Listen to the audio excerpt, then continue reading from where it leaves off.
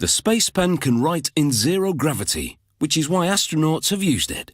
It also writes underwater, in extreme heat or cold, or when even upside down. All this is possible due to the pen's ingenious design, which allows you to write stuff down even when you're not the right way up. The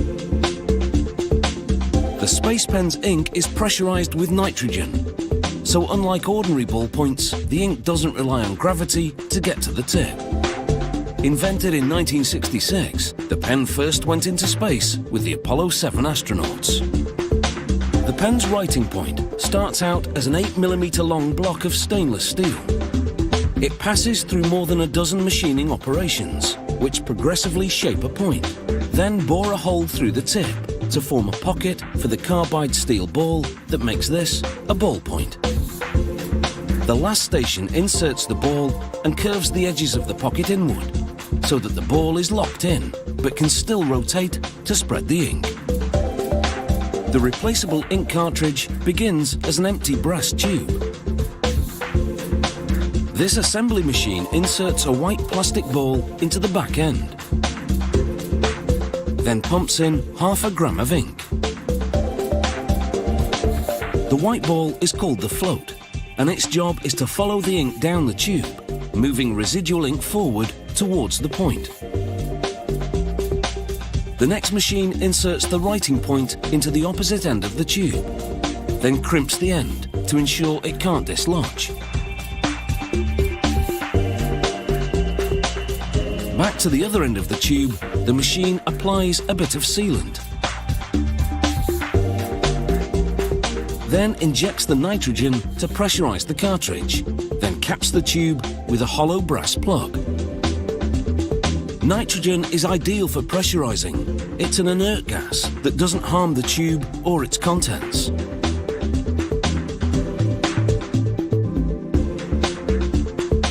This demonstration shows how the pressurized nitrogen forces the ink to flow.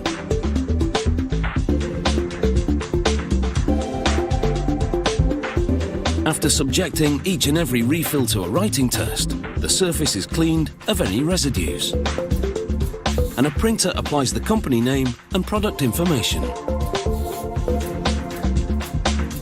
Certain Spacepen models have a cap for the pen. A feeder places a brass cap on each spoke of the cap assembly machine, which then pushes the cap into position to receive a clip. The clip is stamped out of spring steel, which is a fairly flexible metal. It's chrome-plated for corrosion resistance and looks.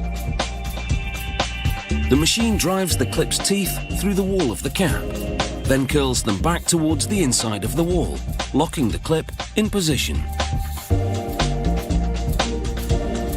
To prepare the two-part brass body for the pen, a feeder drops the bottom part, called the barrel, onto each spoke of the barrel assembly machine. To strengthen the writing end, the machine inserts a brass reinforcement piece called the nose tip. It then crimps the end, flaring the nose tip inside the barrel so it won't fall out. This model has a chrome-plated brass body, but a cap minus clip. To begin assembling the pen, workers place the barrel in a foam holder, insert a spring to keep the cartridge in position, then a threaded connector made of brass. The barrel goes through a machine which puts a silicon rubber O-ring on the top edge of the barrel. And now the final assembly. They place a cartridge in the barrel, insert the connector into the top half of the body. Then with an electric motor, thread the parts together. After placing the cap in a foam holder, they insert the pen. The O-ring holds the cap in place. The original Spacepen, still in production, has a push button on top to push out the ballpoint, and another on the side to retract it. This demonstration pen has a cutaway section to show the inner workings. All Spacepen models can write underwater. They also work in freezing cold, intense heat, or even upside down, which is excellent news, because I can now pen me memoirs whilst I'm in the bath, or on the moon for that matter.